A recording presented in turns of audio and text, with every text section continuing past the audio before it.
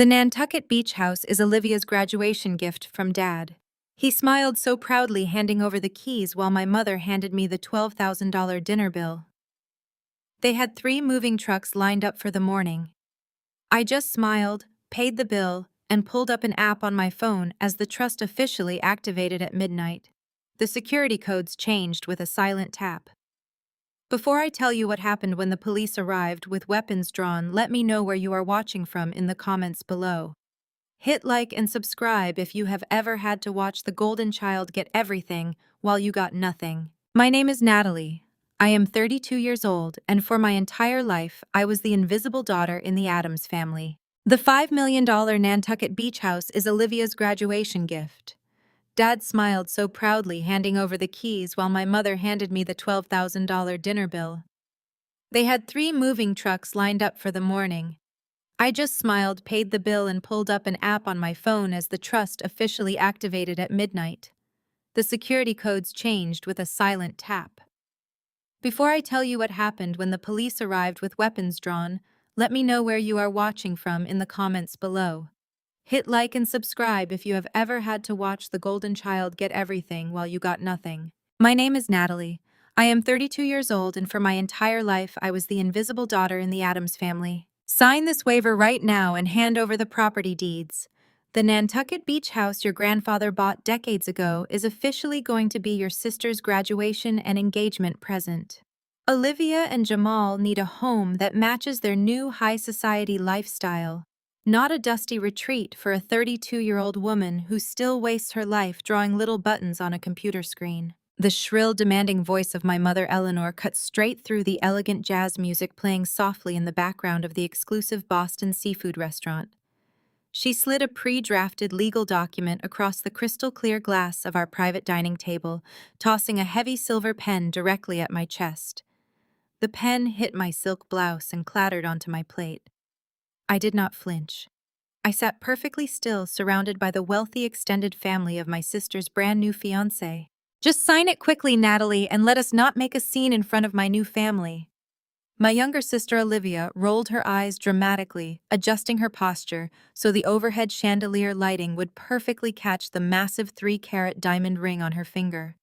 Olivia was exactly 24 years old, a fresh college graduate who had never worked a single day in her life, yet she was looking at me as if I were a beggar who had wandered in off the street. Dad is giving us the house because Jamal and I are hosting a massive housewarming party for his top-tier investors next week. I will write you a check for $5,000 so you can go find a nice little studio apartment somewhere in the suburbs. Consider it me doing you a favor by buying out your worthless share of the property. Several members of Jamal's family chuckled behind their wine glasses. In their eyes, I was exactly what my mother had painted me to be. The pathetic, struggling older sister with a useless design degree who constantly leached off her wealthy family. I did not look at the legal waiver. I calmly picked up my glass of sparkling water, taking a slow, deliberate sip. I let the silence stretch just long enough to make the table slightly uncomfortable. You seem to be forgetting a very minor legal detail, Mom. I smiled, setting the glass down with a soft clink against the table. Grandfather did not leave that Nantucket house to the family business or to you. He left it in a highly specific trust fund. You cannot force me to sign away a property that you do not even have your name on. How dare you talk back to me in front of our guests? My mother slammed her hand against the table, rattling the expensive silverware. I am your mother. That trust fund was meant to be capital for Olivia to start her lifestyle brand, but your grandfather lost his mind in his final years and put it under the wrong name. You owe your sister this house. You owe this family your entire life. Before I could respond to her absurd rewriting of family history, a deep, arrogant voice interrupted. That is quite enough, Natalie. Jamal stood up, buttoning his custom-tailored suit jacket as he looked down his nose at me. Jamal was 28 years old, a brilliant African-American entrepreneur who had recently launched an artificial intelligence startup that was currently the talk of the Boston tech scene. He carried himself with the supreme confidence of a man who believed the entire world revolved around his intellect. Do not force me to get my startup's legal team involved in this petty family dispute, Jamal sneered, crossing his arms over his broad chest. Olivia is a woman of immense class and vision. My family and my investors do not have the time or patience to deal with a selfish, calculating older sister who refuses to step aside. If you do not sign that paper right now, I will personally make sure that not a single tech company or design firm in the city ever hires you for your freelance web design gigs again. In fact, if you are really that desperate for cash, my startup is always looking for entry-level design interns. I could throw you a bone and hire you for minimum wage. I looked at Jamal, taking in his expensive watch, his arrogant posture, and the smug certainty radiating from his face. My mother was beaming at him, clearly thrilled to have such a powerful, wealthy man putting me in my place. My father, Richard, a 60-year-old man who ran a regional transport company, simply sat at the head of the table sipping his whiskey, tacitly approving of this entire public humiliation. Instead of shrinking back into my chair, I reached into my purse and pulled out my credit card. I motioned for the waiter who had been hovering nervously nearby. I will be taking the entire bill for this table. I handed the waiter my sleek, heavy metal card. $12,000 for the private room, the imported caviar, and the vintage champagne that my family had ordered to impress Jamal's relatives. I turned my attention back to my mother, who was staring at my credit card in complete confusion. "Consider the dinner paid for, Mom," I said, keeping my voice pleasantly even. "It is the absolute least I can do for my little sister's graduation. As for the internship offer, Jamal, I really appreciate you looking out for my career prospects. I will definitely keep your very generous minimum wage offer in mind." I stood up, smoothing the skirt of my dress. I pulled out my phone and opened a custom-built smart home application. The screen illuminated my face in the dim restaurant lighting. With a single deliberate press of my thumb, I bypassed the master lock on the Nantucket property. A soft chime echoed from my phone speaker.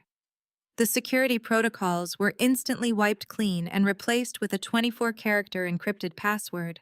I slipped the phone back into my purse and offered Olivia a dazzling smile. "Congratulations again on your graduation, Olivia. I truly hope you and Jamal have a fantastic time moving your furniture tomorrow morning. The traffic on the ferry can be absolutely brutal this time of year, so make sure you get an early start." I turned and walked out of the restaurant without waiting for a single response. Behind me, I could hear my mother scoffing loudly, and Jamal assuring everyone that I was just throwing a childish temper tantrum. They had absolutely no idea what was waiting for them at the edge of the ocean. The next morning, a thick blanket of coastal fog hung over the island of Nantucket.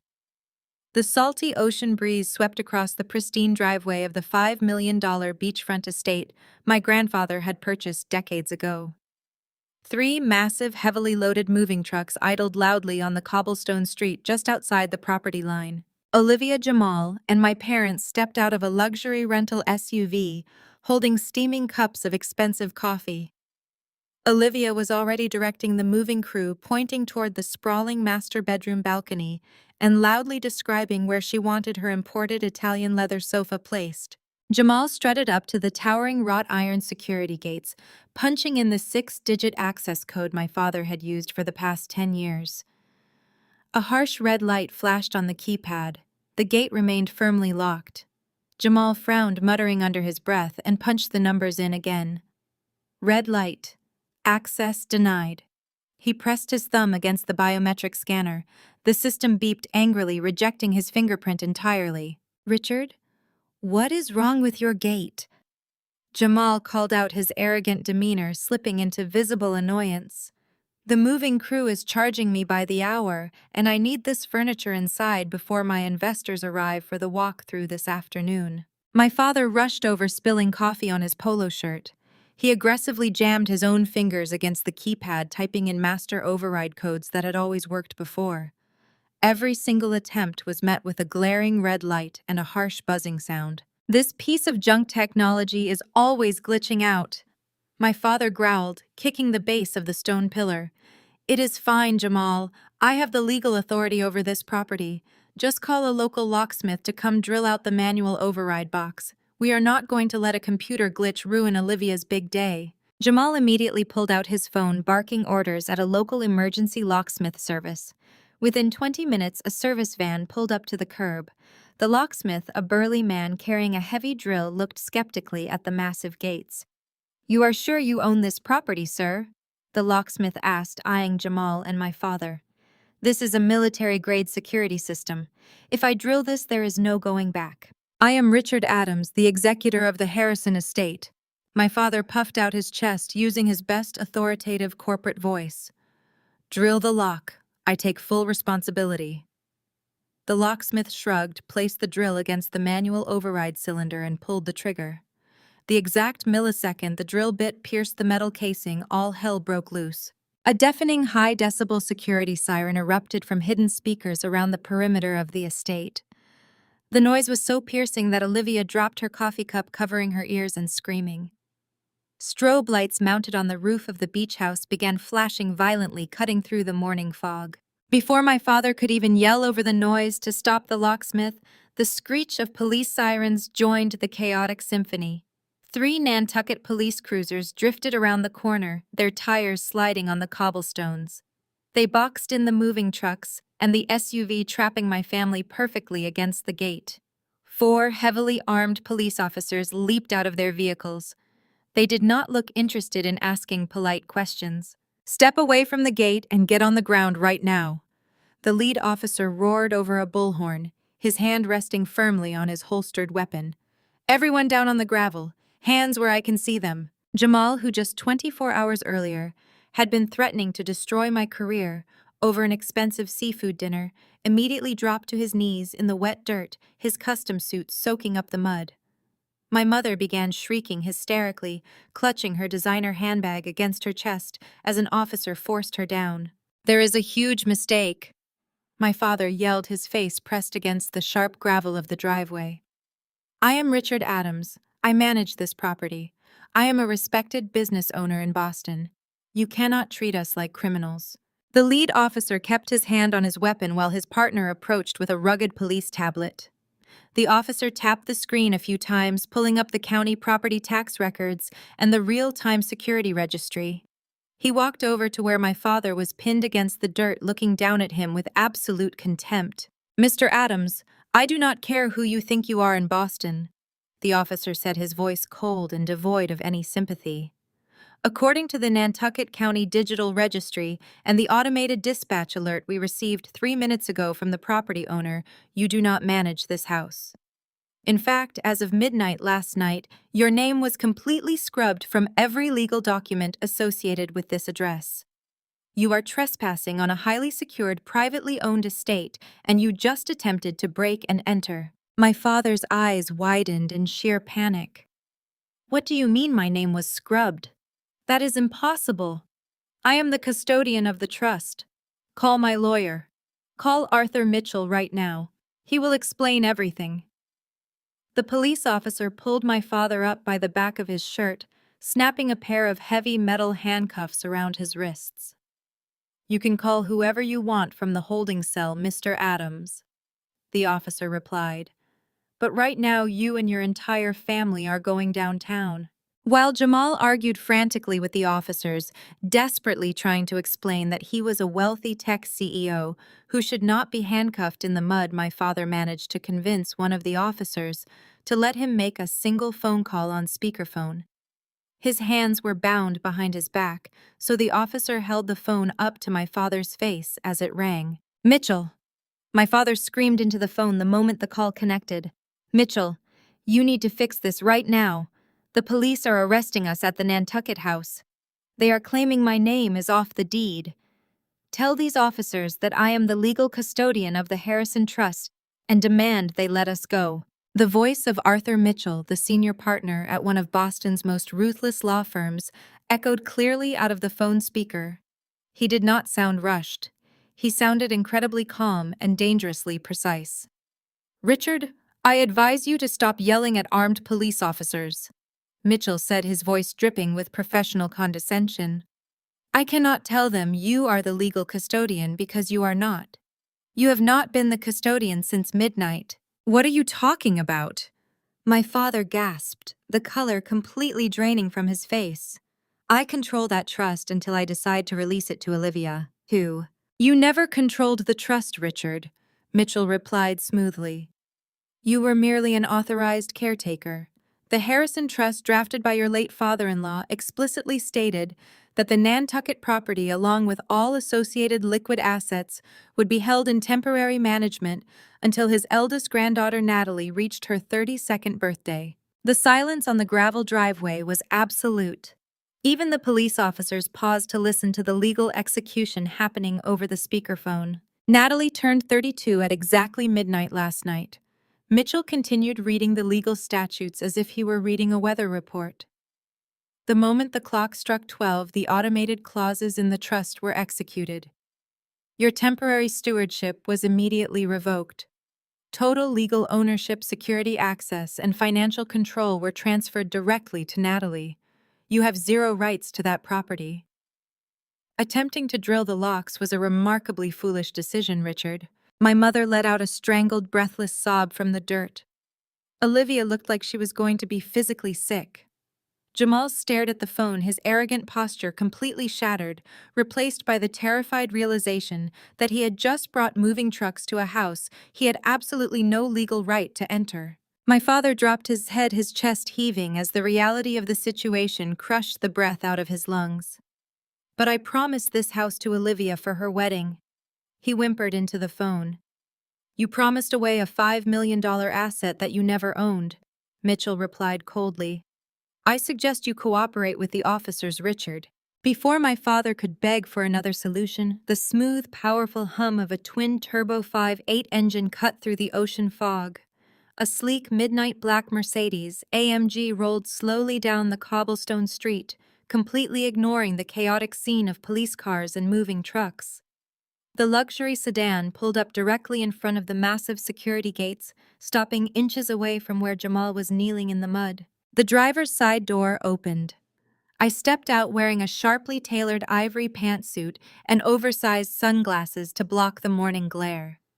I held a steaming cup of artisan coffee in one hand and my phone in the other. I looked down at the pathetic display of my family covered in dirt, surrounded by armed police officers, and shackled like common criminals. My mother was openly weeping, her mascara running down her cheeks. Olivia was shaking uncontrollably. Jamal refused to look at me, staring a hole into the gravel. I tapped my phone screen. The customized interface of my UI design flashed brilliantly. I entered my new 24-character password. A melodic chime rang out from the stone pillars. The red security lights immediately shifted to a welcoming, glowing green. The heavy wrought iron gates, which had firmly rejected my father and Jamal just moments ago, slowly swung open with a smooth mechanical hum, revealing the breathtaking beachfront estate that now belonged entirely to me. I took a slow sip of my coffee, lowering my sunglasses just enough to look my father directly in the eyes. I told you the traffic on the ferry was going to be brutal today, Dad. I smiled, my voice carrying perfectly over the sound of the crashing ocean waves. Now, if you will excuse me, I have some worthless pictures to go paint in my new living room. Please make sure your moving trucks do not scratch my cobblestones on your way to the police station. The heavy wrought iron gates clicked shut behind my Mercedes, leaving my family standing in the damp gravel. The Nantucket police officers were already ushering my father toward the back of a cruiser. Eleanor completely lost her mind. She lunged through the narrow gap before the gates fully closed, her hand raised high to slap me directly across the face. She never made contact. My personal security guard, Kevin, stepped out from the passenger side of my car and caught her wrist mid-air. He gently but firmly pushed her back onto the public street. Olivia fell to her knees in the mud, screaming that Dad had promised her this house. She wailed that Jamal had already sent out exclusive housewarming invitations to his top-tier venture capital investors and that I was ruining her life. I looked at my mother, whose face was purple with rage as she struggled against the police officers. I told her that her jealousy had not stopped burning since the day my grandfather decided to pay my college tuition instead of bailing her out of her massive underground gambling debts. That was the real reason she hated me. She had always viewed my grandfather's money as her personal slush fund, and my very existence was a threat to her reckless spending. I gave them exactly 10 minutes to clear their rented moving trucks off my property line before I pressed formal trespassing charges against all of them. As the police officers physically guided my mother away, Jamal grabbed Olivia by the shoulders. He was a tall, imposing African-American tech entrepreneur who always carried himself with an air of absolute superiority. He pulled his crying fiancée back from the gate, but his eyes were not on her. He was staring over my shoulder at the $5 million estate, his mind visibly calculating a new, darker angle to get what he wanted. 3 days passed in absolute silence. I was sitting at my usual corner table in a high-end Boston cafe reviewing user interface designs for a major healthcare client. The chair across from me scraped aggressively against the wooden floor. Jamal slid into the booth wearing a designer turtleneck and a deeply arrogant smirk. He did not bother with pleasantries. He leaned across the small table, invading my personal space, and began lecturing me on how the real world of high finance worked. He spoke to me as if I were a child who could not possibly comprehend basic economics. He told me his artificial intelligence startup was entering a critical funding round, and he desperately needed a significant hard asset to secure his venture capital loans. He demanded I sign the Nantucket house over to Olivia immediately so he could leverage the property. When I laughed directly in his face, his smug smile vanished. He leaned in closer, his voice dropping to a menacing whisper. He threatened to use his vast media connections to launch a massive fabricated racism campaign against my design business. He promised to publicly accuse me of discriminatory practices, guaranteeing that no corporate client in America would ever hire me again. He swore he would ruin my reputation so thoroughly that I would be begging him for a minimum wage job just to survive. He thought he had me completely cornered. I did not blink. I kept my eyes locked on his while my fingers rapidly typed a sequence of commands on my laptop keyboard. I told him to do whatever he thought was the absolute smartest move for his career. I smiled warmly and took a slow sip of my vanilla latte. Jamal scoffed, shaking his head at my apparent stupidity, and stormed out of the cafe looking triumphant. He had no idea that while he was threatening my livelihood, I had just finished downloading the entire unencrypted server history of his startup. The files clearly proved his company was completely bankrupt and running on fraudulent revenue numbers. I watched the entire pathetic spectacle unfold from the high-definition security feed piped directly to my laptop. The hidden camera I had discreetly installed inside my father's home office months ago was capturing audio and video with perfect clarity. After I walked out of that ridiculous fake hospital room setup, my family did not even bother staying to tend to my mother's miraculous cardiac recovery. They rushed straight back to my father's suburban house, practically tearing the red-stamped envelope apart the second the front door closed behind them.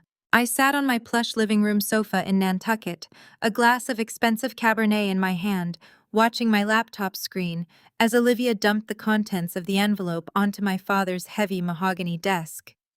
Jamal and my parents crowded around her like starving animals spotting fresh meat. The document they were staring at was a certified, highly detailed bank statement from the Harrison Trust. I had intentionally highlighted the bottom line for their viewing pleasure. It was not just the deed to the $5 million beachfront estate. The statement clearly showed a secondary liquid asset account attached to the trust. The available cash balance sat at exactly $20 million. The audio feed picked up the sharp collective intake of breath in the room. For a full 10 seconds, nobody spoke. The sheer magnitude of the number seemed to short-circuit their brains. Then the silence shattered into a chaotic frenzy of absolute greed. $20 million! Jamal gasped, his voice losing every ounce of its usual polished corporate arrogance. He snatched the paper from Olivia's hands, his eyes darting frantically across the printed numbers, as if checking for a typo. She has $20 million in liquid cash just sitting in a checking account. And she refused to give us a single dime. Olivia immediately burst into an angry, high-pitched whine. "That is my money!" she shrieked, stomping her foot on the expensive Persian rug. Grandpa always promised he would take care of my future. He bought me a pony when I was 10. He loved me more. Natalie manipulated him in his final years. She must have brainwashed him to change the names on the accounts. My mother completely recovered from her supposedly life-threatening heart condition, poured herself a massive glass of bourbon from my father's private bar cart. She downed half of it in one gulp. "It is theft," Eleanor slurred, pointing a shaking manicured finger at the security camera, entirely unaware she was pointing directly at me. My own father cut me out of his wealth and handed it to that ungrateful, selfish girl. "We are drowning in credit card debt. Richard's company is collapsing, and she is sitting on an empire. We have to take it back." I smiled, taking a slow sip of my wine. It was almost too easy. I had placed the cheese in the mousetrap, and the rats were practically breaking their necks to reach it. My father paced the length of the study, violently pulling at his tie. "I am out of time," he growled, slamming his fist onto the leather desk pad. "The commercial lenders are threatening to repossess my transport fleet by Friday." Natalie refused to sign the house over as collateral. She looked me dead in the eye and walked away. "If I do not get a cash injection by the end of the week, we lose this house, we lose the cars, we lose everything." Jamal's eyes narrowed.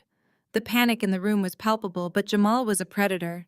He smelled blood in the water, and his tech bro facade melted away to reveal the desperate fraudster underneath.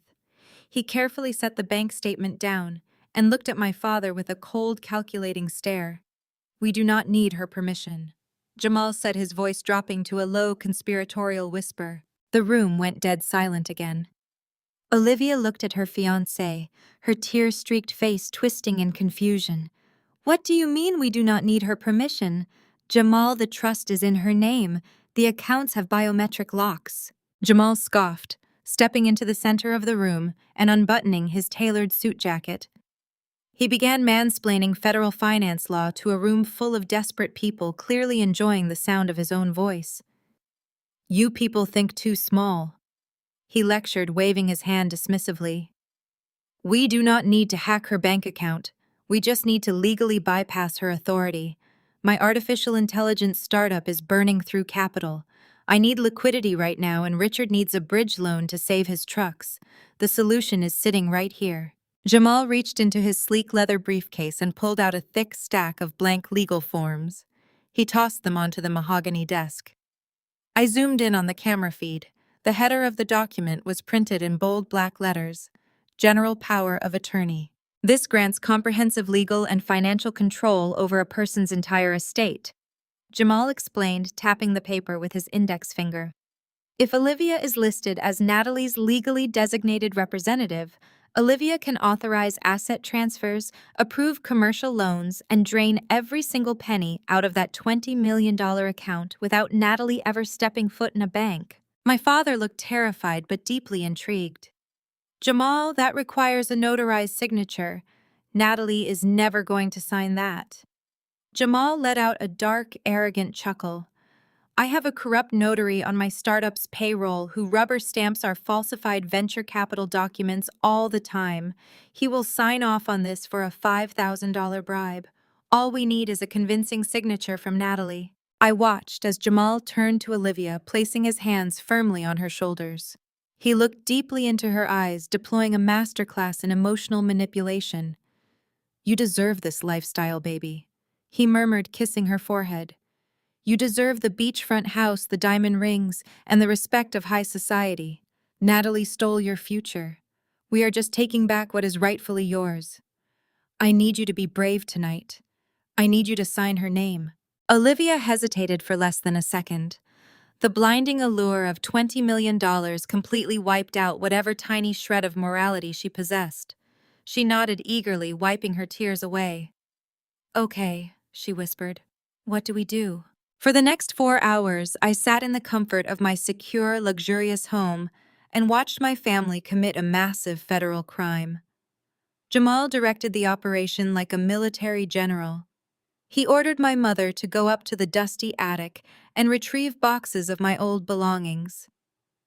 Eleanor dragged down 2 heavy crates filled with my college design portfolios, old tax returns, and high school diaries. Jamal spread my old notebooks across the mahogany desk, snapping photos of my signature with his phone and enlarging them on his tablet screen.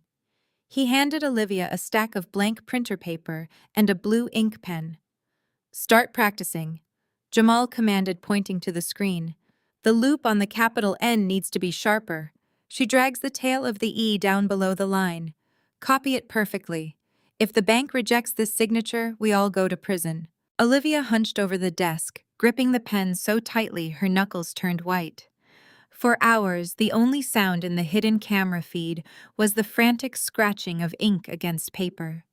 Every time Olivia messed up a letter, Jamal would bark at her to start over.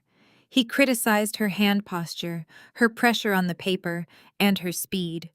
He was ruthless, treating his beloved fiancée like a cheap counterfeiting machine. My mother paced nervously by the door, keeping watch while my father poured himself drink after drink, sweating profusely. They were a miserable, pathetic group of people entirely unified by their shared greed and utter lack of ethics. Finally, at 3 in the morning, Olivia dropped the pen. She flexed her cramped fingers and pushed a piece of paper toward Jamal. "Look at it," she demanded, her voice exhausted but triumphant. "It is perfect. You cannot even tell the difference." Jamal held the practice sheet up to the light, comparing it meticulously against an old tax return of mine. A slow, wicked grin spread across his face. He leaned down and kissed Olivia aggressively. "You are a genius, babe," he praised her. "Now do it on the official document." I leaned closer to my laptop screen, my heart beating with a steady, calculated rhythm. I watched Olivia slide the official federal power of attorney form onto the leather desk pad. She took a deep breath, poised the blue ink pen over the dotted line at the bottom of the final page, and smoothly forged my exact signature. They had done it. They had crossed the point of no return, of no... Jamal snatched the freshly signed document, holding it up like a trophy. "We have it," he cheered quietly, high-fiving my father. "First thing tomorrow morning, I am taking this to a private shadow lender downtown. I am going to put a $3 million mortgage on that Nantucket house, and we are going to drain her liquid accounts dry before she even wakes up." I gently closed my laptop, the faint click echoing in the empty, peaceful beach house. I finished the last drop of my Cabernet and smiled into the darkness. Jamal thought he was a brilliant mastermind, orchestrating the perfect financial heist. He had absolutely no idea that he had just handed me the exact weapon I needed to destroy his entire life. The frantic ringing of my phone shattered the quiet focus of my office. When I answered, Olivia's voice assaulted my ear, high-pitched and bordering on hysterical. She was screaming that our mother had collapsed in the grand foyer of the Beacon Hill house. A massive heart attack, Olivia claimed, her voice hitching with manufactured sobs. She demanded I drop everything and rush home immediately because the paramedics were allegedly on their way. I did not panic. I did not rush. I calmly saved my digital files, locked my workstation, and took the private elevator down to my waiting car. I knew my family entirely too well. If Eleanor Adams were truly experiencing a medical emergency, Olivia would be busy live streaming her grief for social media sympathy, not calling the sister she despised. This was a calculated ambush, and I was fully prepared to walk right into it. When I arrived at the sprawling, ivy-covered brick mansion of my childhood, the street was conspicuously empty. There were no flashing ambulance lights and no frantic paramedics. I pushed open the heavy oak front door and walked into the foyer.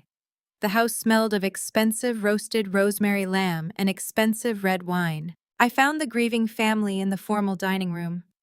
Eleanor was not lying on a stretcher clutching her chest. She was sitting comfortably at the head of the long mahogany table, wearing a pristine cashmere sweater and sipping a glass of imported Pinot Noir. Her complexion was glowing, completely devoid of anyone who had just faced a brush with death. Richard sat to her right, slicing a piece of artisan bread, while Jamal and Olivia chatted casually over a spread of catered appetizers. "You made it, darling!" Eleanor cooed, setting her wine glass down with a delicate clink. Her voice was dripping with a sugary sweetness that made my skin crawl. "Come sit down. We saved you a plate." I stood in the arched doorway, my eyes sweeping over the perfectly set table. I was told you had a heart attack, Mom. I said, my voice deliberately flat, completely stripping the room of its theatrical warmth. Eleanor waved her manicured hand dismissively, offering a fragile, brave smile. It was a severe stress palpitation, Natalie. The doctor said my heart is simply breaking from all this distance between us. He told me the only cure is having my beautiful family together under one roof. Please sit. We just want to enjoy a peaceful dinner. I knew exactly what this was. It was the setup for a trap.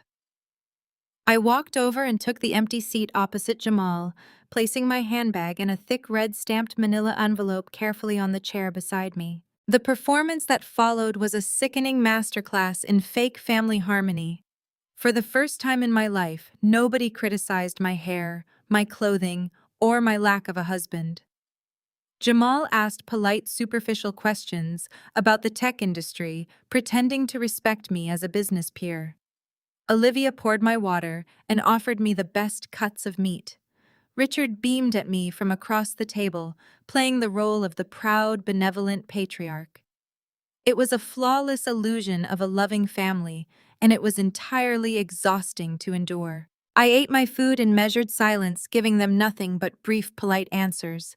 I simply waited for the inevitable pivot. They could only hold their breath for so long before their true nature surfaced. As the catering staff cleared the main course and set down plates of vanilla bean panna cotta, the atmosphere in the room shifted. The fake smiles tightened. Richard cleared his throat, adjusting his silk tie as he leaned forward, resting his forearms on the mahogany wood. Natalie, we are so incredibly proud of the little life you have built for yourself. Richard began, his tone dripping with patronizing authority. But as a family, we must always look out for the greater legacy. Adams Transport is currently navigating a temporary minor cash flow delay. The federal tariffs on our imported electronics have tied up our liquid assets.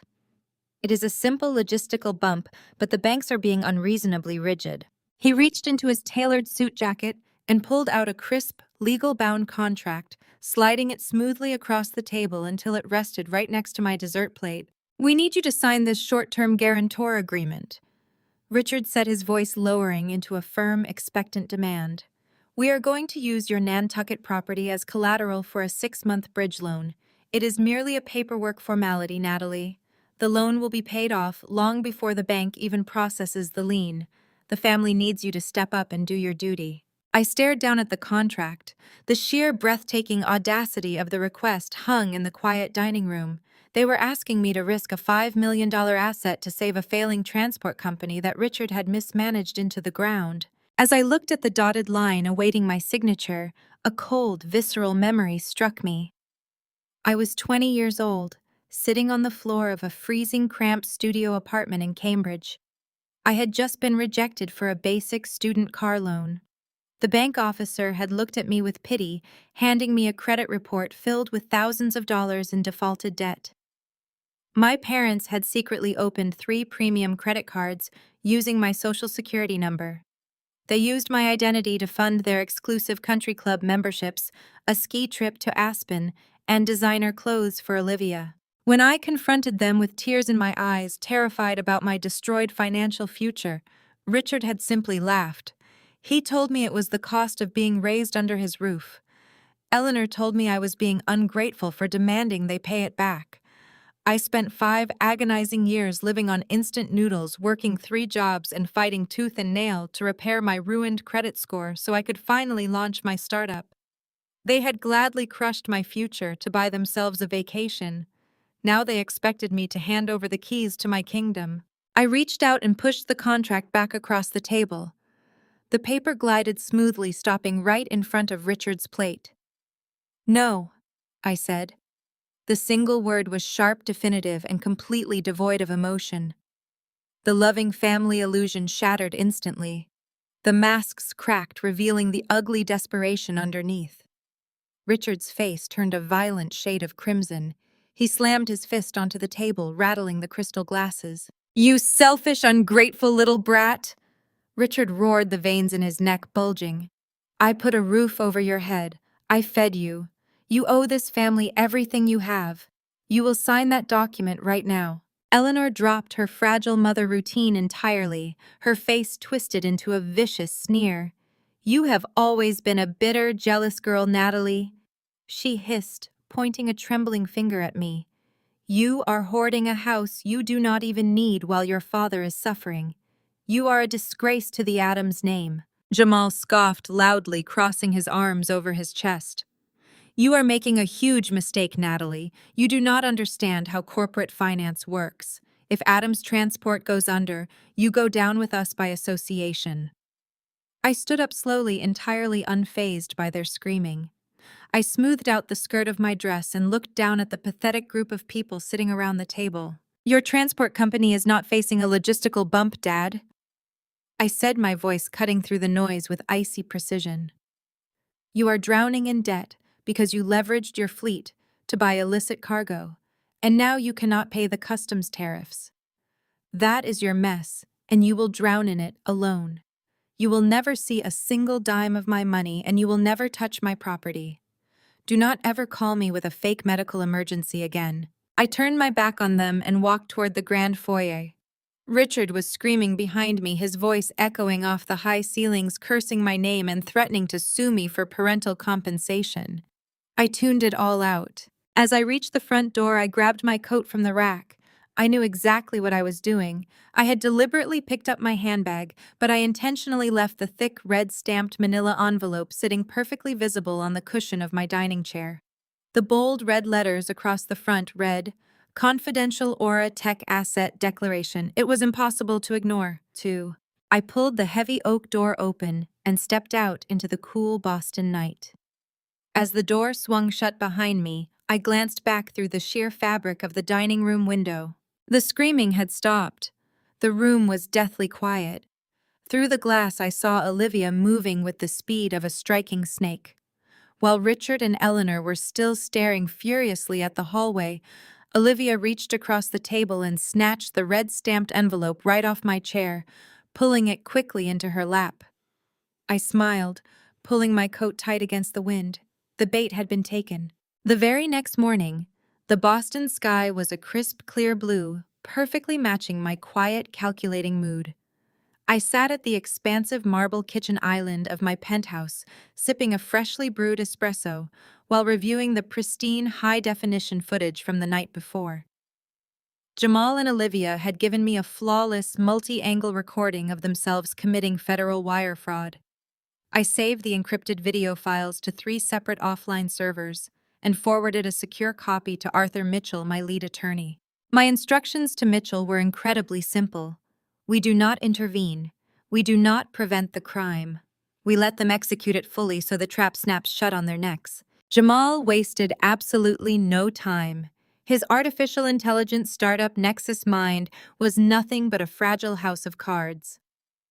Behind the slick marketing campaigns, the expensive Cambridge office lease, and the endless stream of tech buzzwords, his company was rapidly bleeding cash. He had burned through his initial seed funding on leased luxury vehicles and extravagant corporate parties, leaving him entirely unable to meet payroll for the second consecutive month. His venture capital investors were starting to ask very difficult questions, demanding to see the revolutionary machine learning algorithms he had promised them. He was desperate. He needed a massive, immediate cash injection to keep his fraudulent empire afloat, and my Nantucket estate was his golden ticket. By 10 o'clock that morning, Jamal strutted into the downtown offices of Apex Capital Partners. They were a boutique shadow lending firm known for bypassing standard banking regulations and issuing high-interest bridge loans, provided the underlying collateral was undeniable. Jamal was wearing his best-tailored suit, aggressively projecting the aura of a wildly successful tech founder. He confidently slid the forged power of attorney across the polished glass desk, along with the official title documents to my $5 million beachfront property. I knew exactly what was happening in real time because I had placed a strict digital alert on all my real estate titles years ago. The moment Apex Capital initiated a background query on the Nantucket estate, my phone buzzed with an automated security notification. I simply smiled, tapped the screen, and deliberately authorized the inquiry to proceed without throwing any red flags. According to the live updates Mitchell was feeding me from his corporate contacts, Jamal spun a brilliant fabricated story to the senior loan officers. He claimed that I was a silent angel investor in his startup and that I had legally authorized him to leverage the family property to secure emergency expansion capital. Because the forged signature matched my old public tax returns perfectly and the property was entirely paid off, with zero existing liens, the shadow lenders did not hesitate. They were practically salivating at the chance to hold the deed to prime Nantucket real estate. Greed blinded them to standard due diligence, and they fast-tracked the approval process in record time. I spent the afternoon at an exclusive luxury spa enjoying a deep tissue massage and a glass of crisp cucumber water, while Jamal finalized his own absolute destruction. He eagerly signed the guarantor forms. He officially bound my property to a $3 million commercial loan with an exorbitant interest rate. He committed a textbook federal felony in broad daylight, creating a permanent legally binding paper trail that led directly back to his own pen. At exactly 4 in the afternoon, the final notification hit my phone screen. The lien had been officially recorded. The loan was approved. I picked up my phone and dialed a direct, unlisted number I had saved for precisely this kind of corporate warfare. When dealing with a petty thief, you call the local police. When dealing with multi-million-dollar corporate theft, you call the heavy artillery. I called Special Agent Carter at the Securities and Exchange Commission. Carter had already been quietly reviewing Nexus Mind for misleading investor revenue projections, a tip I had anonymously provided to his office 3 months ago. "Agent Carter," I said smoothly, as he answered the secure line. "I have a highly time-sensitive situation regarding Jamal Reynolds and Nexus Mind. He just submitted a falsified power of attorney to Apex Capital to secure a $3 million loan against my personal real estate. The wire transfer to his corporate account is currently pending. I am officially reporting an act of massive wire fraud and the illegal leveraging of stolen assets to fund a corporate entity." The federal agent did not waste a single second. The SEC takes fraudulent corporate funding very seriously, especially when it involves millions of dollars crossing state banking lines. Carter thanked me, his professional tone shifting instantly into aggressive enforcement mode. He assured me the agency would intercept the transaction the exact moment it cleared the federal wire system. Meanwhile, completely oblivious to the federal crosshairs locking onto his back, Jamal was busy celebrating his perceived victory. He had met Olivia at an exclusive rooftop bar overlooking the Boston Harbor. Through the location tracking software I had previously installed on Olivia's phone account, she was still leeching off a family cellular plan I paid for. I knew exactly where they were sitting. I could perfectly picture them lounging in a VIP booth, clinking crystal glasses of expensive champagne, toasting to their incredible, flawless genius. Jamal truly believed he had outsmarted me. He genuinely thought he had cracked the vault and stolen the crown jewels without triggering a single security alarm. At 5:15, the $3 million loan was officially released by Apex Capital. The money traveled swiftly through the digital banking ether and landed directly into the primary operating account of Nexus Mind. Jamal undoubtedly pulled out his phone right then, eagerly opening his banking app to show Olivia the massive, beautiful number glowing brightly on his screen. A brand new, shiny $3 million balance. He believed he had saved his failing startup. He believed he had secured his lavish lifestyle. He felt invincible. He had exactly 60 seconds to enjoy that fleeting feeling. Because at 5:16, the Securities and Exchange Commission dropped the hammer. I watched the banking logs update in real time from the secure dashboard on my laptop. The $3 million balance was sitting there, and then in the blink of an eye, the entire account status changed to a glaring, bold red warning. Frozen by federal mandate. Every single financial account connected to Jamal Reynolds and Nexus Mind was instantly locked down. The SEC did not just freeze the new $3 million loan.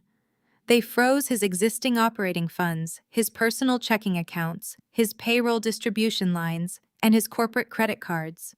They completely and ruthlessly severed his access to the financial world. I could only imagine the sheer, unadulterated panic setting in on that sunny rooftop bar. Jamal would have tapped his phone screen frantically, assuming it was a temporary server glitch. He would have closed the banking app and reopened it, his heart hammering violently against his ribs, as the exact same terrifying red banner stared back at him. He would have stepped away from the table, his hands shaking as he tried to call his private bank representative, only to be transferred to a high-level federal compliance officer. That officer would coldly inform him that the SEC had seized total control of his assets under suspicion of severe wire fraud, corporate embezzlement, and the use of forged federal documents. Jamal had desperately wanted to play high-stakes financial games. He had wanted to steal from a woman who built her entire $400 million empire on digital security and asset protection.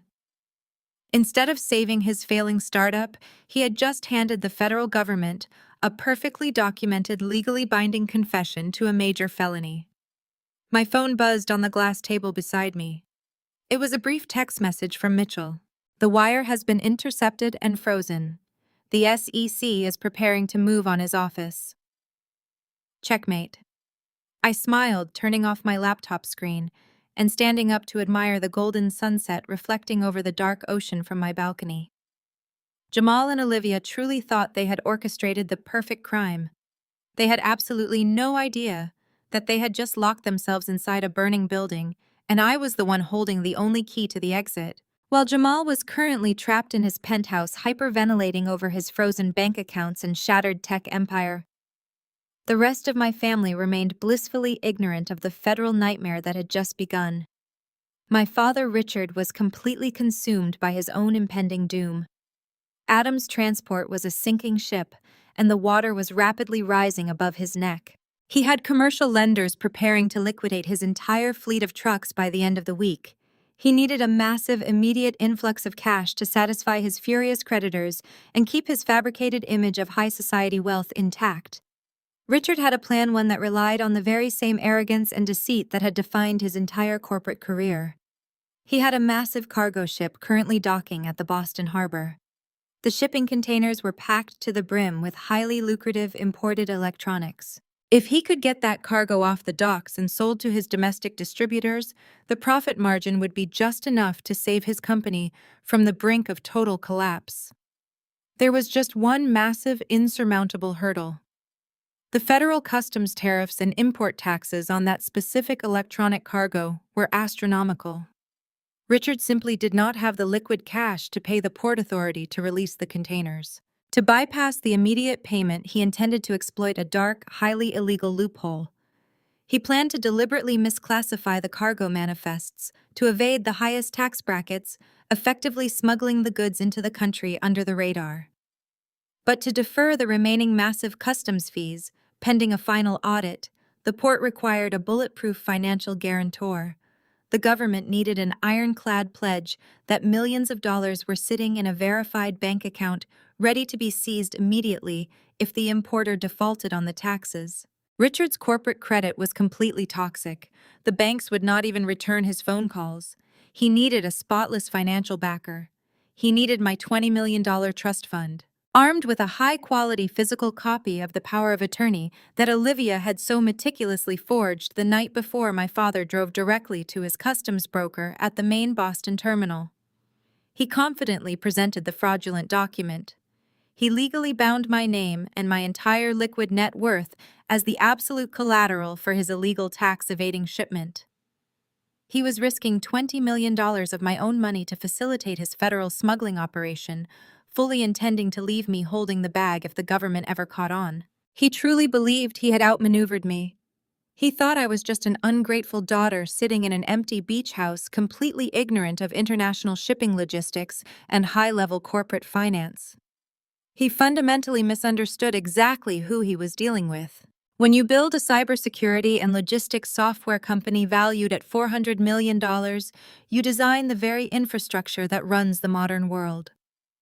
My company, Aura Tech, had built the secure data verification protocols utilized by the Boston Port Authority.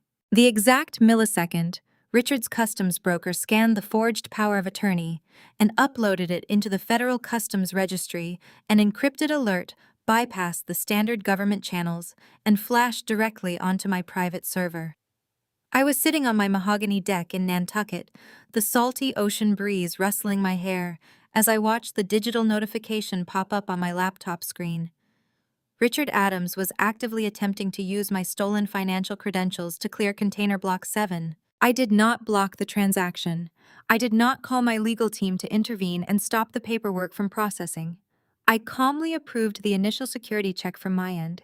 I let the Port Authority digitally accept the forged document. I wanted Richard to feel the absolute intoxicating certainty of victory.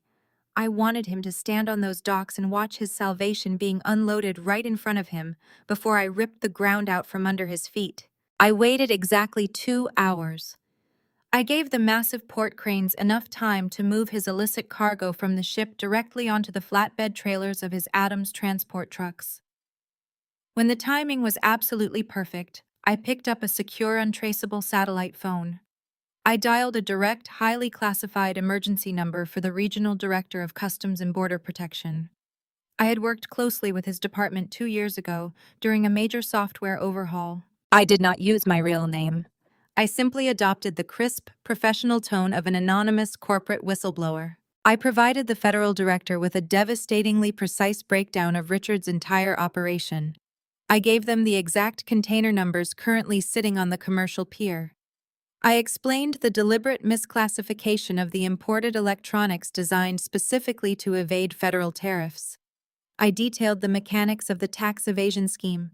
And most importantly, I informed them that the financial guarantor document submitted by Richard Adams was a complete forgery, masking a desperate attempt to bypass federal law using stolen assets. The director thanked me, the tone of his voice turning incredibly sharp and dangerous. Federal agencies do not take kindly to being used as pawns in a corporate smuggling ring. 200 miles away, my father was standing on the bustling concrete pier of the Boston Harbor. The air was thick with the smell of diesel fuel and salt water. He was wearing his expensive camel hair coat, his chest puffed out with arrogant pride. He was barking loud orders at his dock workers, watching with absolute greed as the heavy shipping containers were locked securely onto his trucks. He was literally minutes away from driving his stolen victory out of the terminal gates. He thought he had saved his legacy. He thought my forged signature was his ultimate triumph. The piercing, deafening wail of heavy sirens suddenly shattered the ambient noise of the harbor. A massive fleet of black government SUVs, their red and blue lights flashing violently, tore onto the pier from every direction. They moved with aggressive military precision, completely blockading the exit gates and boxing in the Adams transport trucks. Dozens of armed federal agents and uniformed customs officers swarmed the loading zone, fanning out across the concrete. My father froze. His arrogant smirk melted into a mask of pure, unadulterated terror. He rushed forward, demanding answers wildly, waving his hands in the air. He screamed at the lead federal agent, insisting there was a massive misunderstanding. He frantically gestured toward the forged power of attorney in his customs broker's hand, presenting it as absolute proof of his financial legitimacy. The lead agent did not even blink. He stepped right into my father's personal space and calmly informed him that the Port Authority was officially seizing the entire multi-million-dollar shipment.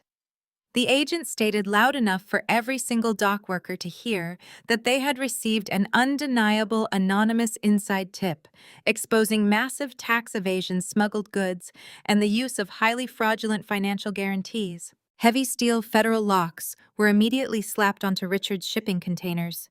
The entire transport fleet was impounded on the spot. My father stood completely paralyzed on the cold concrete, surrounded by federal agents, realizing that his brilliant master plan had just triggered a catastrophic criminal investigation that would bury him and his company forever. I watched the live news helicopter footage streaming silently on my wall-mounted television.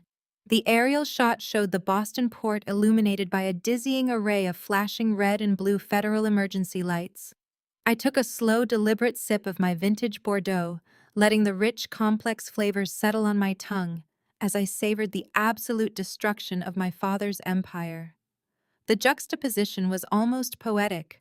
While Richard was currently standing on a freezing concrete pier, surrounded by armed customs agents, shivering in his cashmere coat, As his entire life collapsed, I was safely cocooned in the serene oceanfront luxury of my Nantucket estate. The heavy brass knocker on my front door echoed through the quiet house, breaking the comfortable silence. I did not need to check the security monitors to know who had arrived. I unlocked the door to find Arthur Mitchell standing on the porch. My lead attorney looked impeccably sharp in a charcoal-tailored suit, a thick leather briefcase gripped firmly in his right hand. Mitchell was not just a lawyer.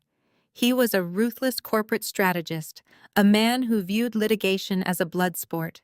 He thrived on dismantling arrogant people, which made him the perfect architect for my counterattack. "Right on time, Arthur," I said, stepping aside to let him in. "I brought the final nails for the coffin." Mitchell replied, offering a tight, predatory smile as he walked into the expansive living room. He set his briefcase down on the massive marble kitchen island and clicked the golden latches open. I poured him a glass of wine and took a seat across from him. For the next hour, we meticulously laid out the tangible evidence of my family's total annihilation. Mitchell pulled out a stack of crisp, neatly organized documents and spread them across the cool marble surface. First, he slid a thick dossier toward me. "These are the certified IP logs and digital transfer receipts from Apex Capital to Nexus Mind," Mitchell explained, tapping the paper with a silver pen.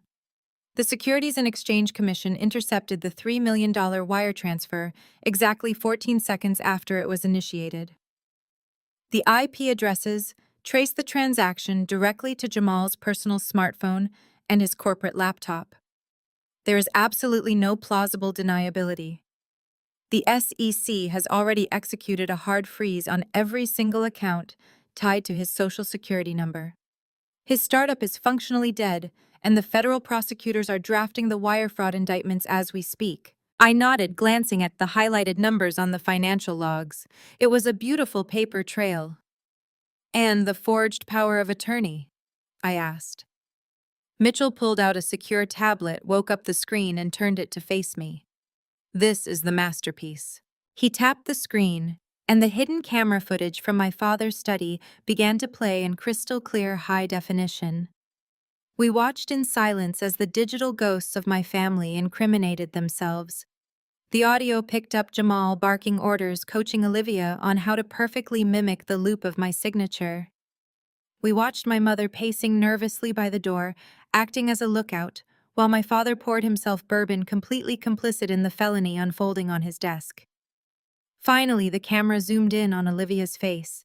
You could see the raw, unfiltered greed in her eyes as she pressed the blue ink pen to the federal document and signed my name. "It is rare to get a criminal conspiracy recorded with such fantastic lighting," Mitchell noted dryly, taking a sip of his wine.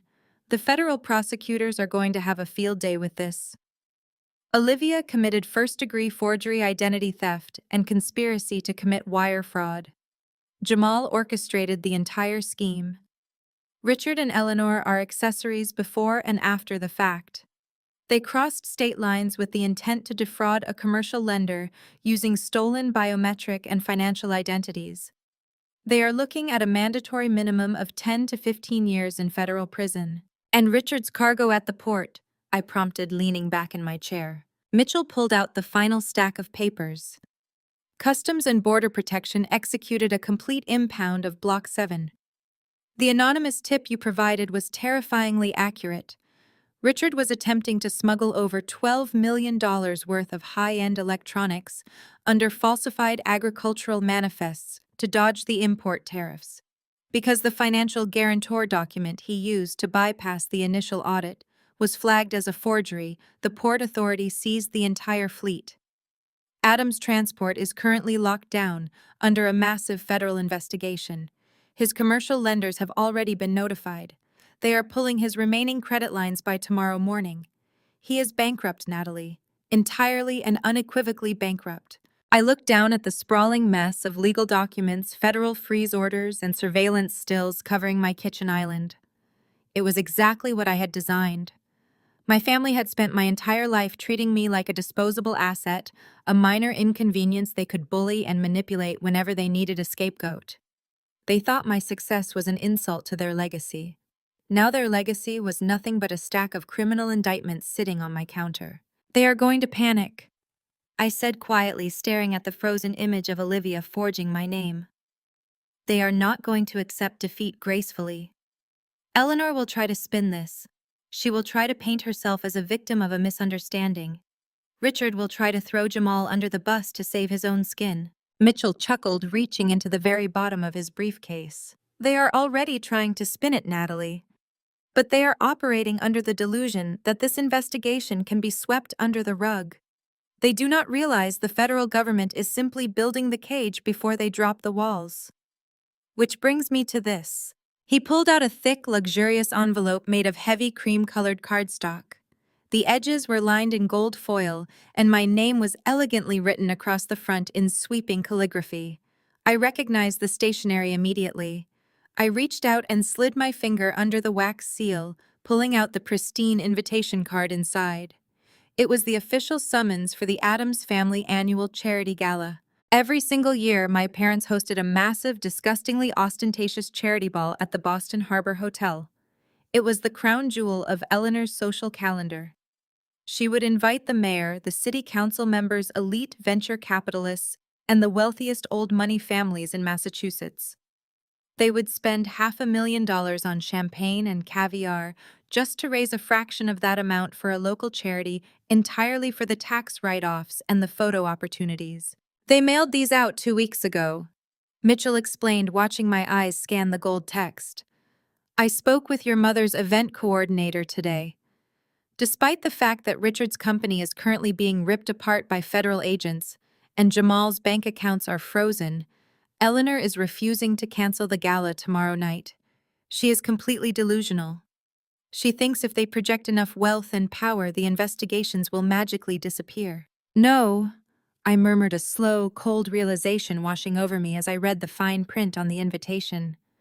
That is not why she is keeping the event. Look at the schedule of events. I handed the card to Mitchell. He scanned the itinerary until he reached the keynote address. A special presentation regarding the future of the Addams family legacy and the introduction of the new Executive Vice President of Addams Transport, Olivia Addams. Mitchell read aloud, his eyebrows raising slightly. I smiled, shaking my head at the sheer, suffocating arrogance of my mother. Eleanor was planning to use this gala to officially crown Olivia as the golden child. They were going to stand on a stage in front of the entire Boston elite and announce that Olivia was taking over the family empire. They had fully intended to use the $20 million they stole from me to fund Olivia's glorious debut into high society. They wanted to humiliate me by parading their stolen wealth in front of the world. Even now, with the walls closing in, Eleanor's narcissistic need for social validation was stronger than her sense of self-preservation. She genuinely believed she could outrun a federal indictment in a designer gown. She thought she could smile her way out of a sinking ship. Mitchell set the invitation down on the marble island. They have absolutely no idea that you hold all the cards. They do not know about the hidden camera. They do not know you tipped off the SEC or the Port Authority. As far as they are concerned, you are just the ungrateful daughter who refused to help them. They are going to walk into that ballroom tomorrow night expecting to be treated like royalty. The next 24 hours were a masterclass in desperate, flailing denial. Federal investigations are not instantaneous television dramas. The Securities and Exchange Commission and Customs and Border Protection had successfully frozen Jamal's bank accounts and seized Richard's entire illicit cargo fleet, but the formal criminal indictments and arrest warrants would take several days to process through the federal court system. My family was entirely legally free to walk the streets of Boston, but they were financially suffocating. The oxygen had been cut off from their empire, and they were thrashing wildly in the dark, searching for a single breath of air. Their absolute last hope was the annual Addams Family Charity Gala at the Boston Harbor Hotel. I sat at the expansive marble kitchen island of my Nantucket home, sipping a freshly poured glass of Cabernet, while Arthur Mitchell unpacked the latest intelligence from his leather briefcase. The level of depravity my parents were willing to stoop to in order to save themselves was genuinely breathtaking. They are pivoting to a hostile medical takeover. Mitchell explained, his voice laced with professional disgust as he slid a stack of legal filings across the marble counter. Richard and Eleanor know they cannot legally access your $20 million trust fund while you are of sound mind, so they have spent the last 12 hours laying the groundwork for a fraudulent conservatorship. I picked up the documents. The header featured the official seal of the Massachusetts Family Court. It was a formal petition to have me declared legally incompetent and strip me of all my civil and financial rights. Eleanor has been aggressively working the phones all morning. Mitchell continued, tapping a transcribed audio log. She has been calling every wealthy relative, business partner, and investor on the gala guest list. She is planting a vile, highly coordinated smear campaign. She is telling everyone that you have suffered a severe schizophrenic breakdown. She claims you are locking yourself inside this beach house, painting wildly on the walls and suffering from violent delusions. I read through the attached medical evaluation. It was signed by a prominent Boston psychiatrist known for catering to the elite. They bribed a medical professional. I stated, feeling a cold, razor-sharp fury settling in my chest. $100,000 wire transfer from Richard's offshore contingency account was sent to the doctor this morning, Mitchell confirmed. The doctor rubber-stamped a preliminary declaration of mental incapacity without ever speaking to you. Richard plans to use tonight's charity gala to publicly announce the conservatorship. He wants to leverage the sympathy of Boston's elite to secure emergency shadow loans from private investors in the room. He intends to promise them that once he has legal control of your $20 million, he will pay them back with exorbitant interest. I set the documents down and looked at the gold-embossed gala invitation resting on the counter. My family was currently bleeding out from the federal traps I had set, yet their sheer blinding arrogance convinced them they could still win. They truly believed they could steal my sanity to fund their survival. "We are not going to block the petition today," I said, my voice dropping to a dangerously calm register. "Let them believe the narrative is working. Let them gather every important political and financial figure in Boston into one room. I want them to build their own stage before I burn it down." I stood up, walking toward the grand staircase. "Prepare your suit, Mitchell. We are going to have a grand debut." By 8 o'clock the next evening, the grand ballroom of the Boston Harbor Hotel was a spectacular display of staggering hypocrisy. The room was dripping in aggressive wealth. Massive crystal chandeliers cast a golden glow over tables draped in imported white silk. Towers of chilled seafood and premium champagne stations were strategically placed around the perimeter. Boston's absolute elite politicians, venture capitalists, real estate tycoons, and socialites milled about in tailored tuxedos and designer gowns. I stood in the shadowed darkness of the mezzanine balcony, overlooking the ballroom, completely hidden from the guests below. Mitchell stood to my right, flanked by 4 imposing men wearing identical sharp black suits. They were not mere bodyguards. They were elite federal process servers and forensic financial auditors, completely authorized and ready to execute the legal strike. I looked down at the crowd, my eyes immediately finding my family near the main stage. If you knew exactly what to look for, their physical deterioration was painfully obvious. Eleanor was wearing a stunning emerald green gown, but her smile was entirely rigid. She was gripping a crystal champagne flute so fiercely, her knuckles were bone white, aggressively laughing at jokes she was not listening to. Jamal was a nervous wreck. He was sweating profusely into the collar of his bespoke tuxedo, downing his 3rd glass of bourbon in under 20 minutes. He knew his artificial intelligence startup was frozen by the SEC, but he was desperately forcing a confident tech bro smile. Olivia clung to his arm, looking around the room with hungry, entitled eyes, entirely oblivious to the federal prison sentence waiting for her. Then the string quartet faded into silence. A soft spotlight illuminated the main stage, and Richard Adams stepped up to the polished acrylic podium. He gripped the edges of the podium with heavy, trembling hands. He was trying to project the aura of a fearless patriarch, but the dark, exhausted circles under his eyes betrayed the absolute terror consuming him. He tapped the microphone, the sharp thud echoing across the silent ballroom. Thank you all for joining us tonight. Richard began, his baritone voice carrying a manufactured warmth. The Addams family has always believed that our true legacy is not measured by the wealth we accumulate, but by the strength and resilience of our bloodline. Tonight is about looking toward the future. Richard gestured grandly toward the front row. I am incredibly proud to announce the next generation of our corporate empire. My beautiful daughter Olivia and her brilliant fiancé Jamal Reynolds will be stepping in as the new vanguard of Addams Transport and our family trust. They are the absolute brightest, most capable successors this family could ever ask for. The ballroom erupted into polite, restrained applause. Olivia beamed, waving perfectly manicured fingers at the crowd, while Jamal forced a stiff, sickeningly arrogant bow. Richard held up a hand, allowing the applause to die down, before his face deliberately shifted into a mask of profound theatrical sorrow. He lowered his head, staring at the podium as if overcome by tragic emotion. However, with great transitions come great personal tragedies. Richard continued, his voice dropping into a solemn, grieving whisper. Many of you have noticed the absence of my eldest daughter, Natalie, tonight. It breaks my heart to share this with our closest friends, but Natalie has fallen severely ill. A collective sympathetic murmur rippled through the wealthy crowd. Eleanor pressed a lace handkerchief to her dry eyes, playing the role of the devastated mother to absolute perfection. She has suffered a tragic, catastrophic decline in her mental health. Richard lied smoothly, staring out at the audience with fake tears glistening in his eyes. She is battling severe violent delusions and paranoia. She has locked herself away, entirely unfit to manage her own life or her finances. But family protects family.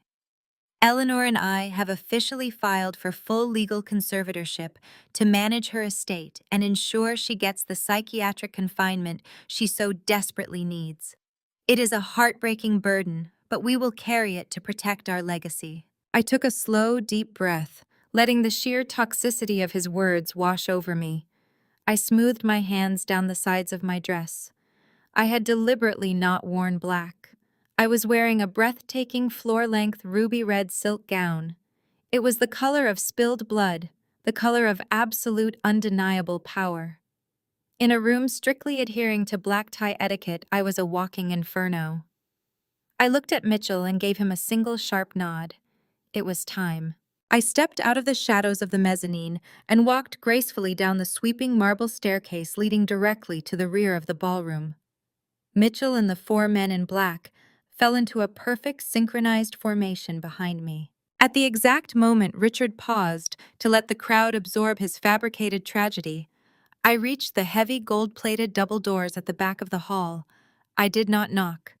I placed both hands on the brass handles and pushed them open with explosive, violent force.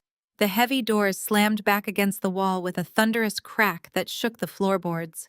The entire ballroom collectively flinched. Hundreds of heads snapped toward the back of the room. The absolute silence that followed was deafening. I stepped into the brilliant light of the crystal chandeliers, the vibrant, dangerous red of my silk gown, parting the sea of dark tuxedos like a blade. I kept my posture perfectly straight, my expression an icy mask of absolute devastating clarity. I did not look like a broken, delusional woman. I looked like a queen arriving to execute her traitors. I locked eyes with Richard, whose face had just drained of every single drop of color. He stood frozen behind the microphone, his mouth hanging open in sheer, unadulterated horror, as I began my slow, deliberate walk straight down the center aisle, leading my dark army directly to his stage. The silence in the grand ballroom was absolute. The clinking of crystal glasses ceased entirely. The hushed murmurs of the city's most powerful political figures and ruthless venture capitalists died in their throats as they parted to clear a path for me. I moved with measured, unhurried grace. The vibrant red silk of my gown swept across the plush carpet, a stark, glaring contrast to the sea of conservative black tuxedos and muted evening dresses. I did not break eye contact with my father. His hands, still gripping the acrylic podium, were shaking so violently that the microphone stand vibrated. Behind me, Arthur Mitchell and the four federal agents marched in perfect intimidating synchronization. Their presence radiated an undeniable authority that kept the hotel security completely paralyzed at the edges of the room. They knew better than to intervene. As I reached the front row, I saw the city mayor lean over to his chief of staff, his face drawn in sharp confusion. Seated next to him, the president of the very commercial bank Richard was attempting to defraud stared at me, then looked back at my father, his eyes narrowing with sudden predatory suspicion. The narrative of the tragically insane daughter was disintegrating right in front of them. Insane women do not orchestrate dramatic entrances flanked by elite corporate litigators. I placed my hand on the gleaming silver handrail and ascended the stairs to the main stage. Richard backed away, his mouth opening and closing soundlessly. He looked like a fish suffocating on dry land. Eleanor stood frozen a few feet away, her emerald gown suddenly looking ridiculous as the blood drained from her perfectly contoured face. "Natalie," Richard finally managed to choke out his voice, a pathetic, reedy rasp. "What are you doing here? You are supposed to be resting." I did not answer him. I simply stepped into his personal space, reached out, and ripped the microphone directly from his sweating hands. I turned to face the audience of 500 elite guests. The blinding stage lights warmed my skin. I took a slow breath and let my voice carry through the massive speakers, projecting absolute, unwavering sanity. "Good evening, Boston," I said, my tone crisp, professional, and deadly calm. "I sincerely apologize for interrupting this beautiful coronation. I know you were all promised a heartwarming story about family legacy and corporate succession. However, I believe transparency is the true cornerstone of any successful enterprise. And tonight, the Addams family has a few hidden assets they forgot to declare." I reached into the hidden pocket of my gown and pulled out my encrypted smartphone. Without waiting for a reaction, I walked over to the multimedia console situated at the edge of the stage. This was the system prepped to play the emotional, highly produced charity montage Eleanor had spent weeks directing. I plugged my device directly into the master cable. "Stop her!" Eleanor suddenly shrieked, her voice cracking in pure panic. She lunged forward, her expensive heels slipping on the polished stage floor. "Security, remove her immediately. She is having an episode. She is delusional." Arthur Mitchell stepped smoothly into her path, blocking her completely. He did not touch her, but his imposing frame and the icy glare of the federal agents behind him forced Eleanor to halt in her tracks. "I assure you, ladies and gentlemen, my mind is perfectly clear," I announced over the microphone. "But do not take my word for it. Let us look at the evidence." I tapped the screen of my phone. Instantly, the massive floor-to-ceiling LED screens behind the stage flickered. The Addams Family Foundation logo vanished, replaced by crystal-clear, high-definition security footage. The camera angle provided a perfect wide view of my father's private study. The timestamp in the corner flashed bright red, proving the video was recorded less than 48 hours ago. A collective gasp echoed through the ballroom as the guests saw the digital versions of Richard, Eleanor, Olivia, and Jamal projected 20 feet high. The audio was piped directly through the hotel's surround sound system. The acoustics were so pristine that every single word echoed with devastating clarity. "You have to angle the loop tighter on the end, Olivia," Jamal's voice boomed through the ballroom. The video showed him hovering over Olivia's shoulder as she sat at Richard's mahogany desk, a blue ink pen gripped in her hand. "Natalie always signs with a heavy slant. If the Port Authority scans this power of attorney and the biometric software flags a signature, we are all going to federal prison." On the massive screens, the audience watched in horrified fascination as Olivia practiced the signature on a scrap piece of paper.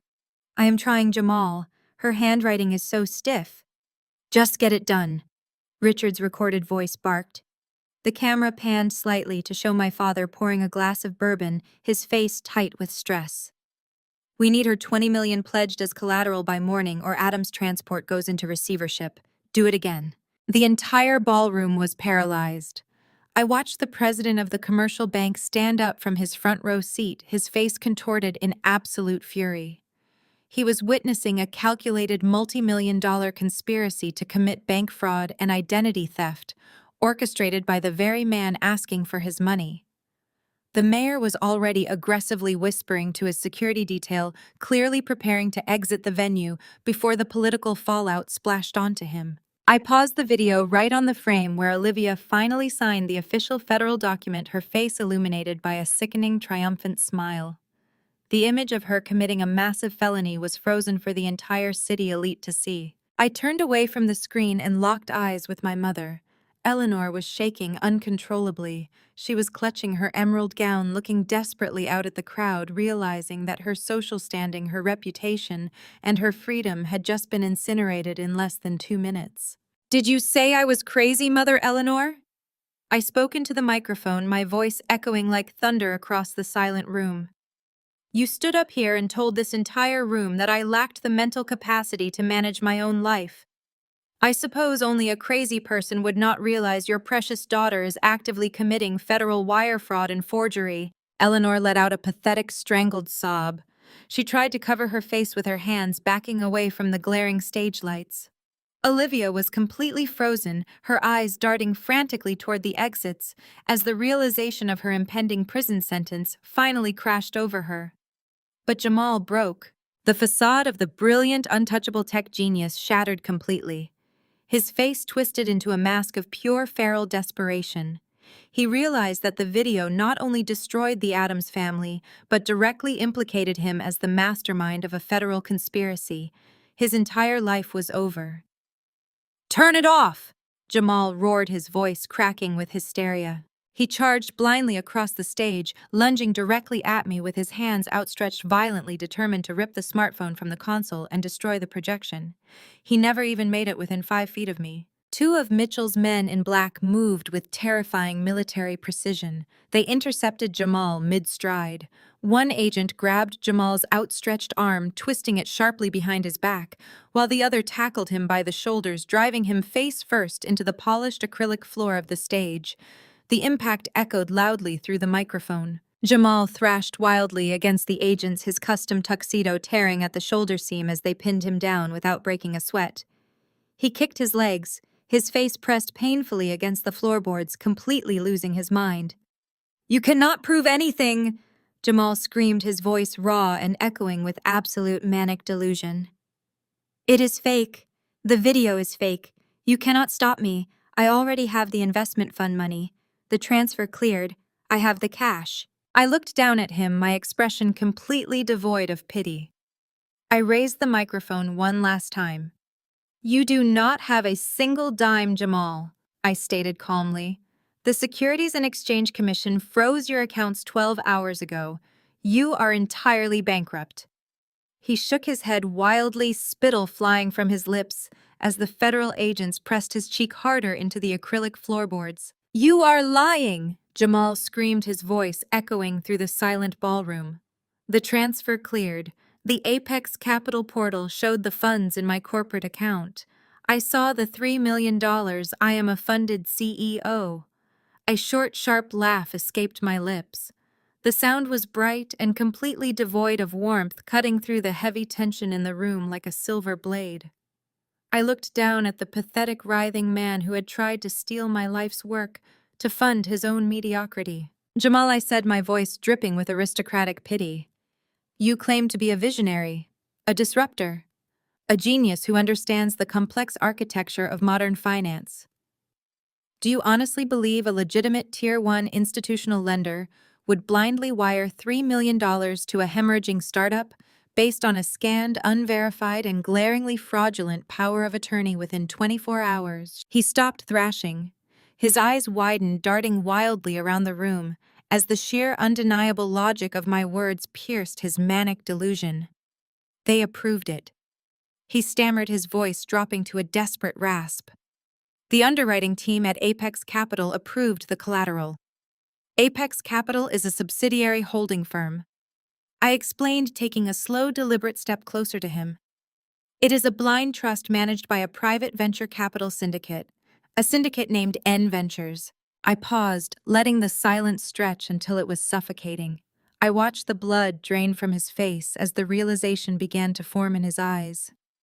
"N stands for Natalie," I stated, enunciating every single syllable with lethal precision.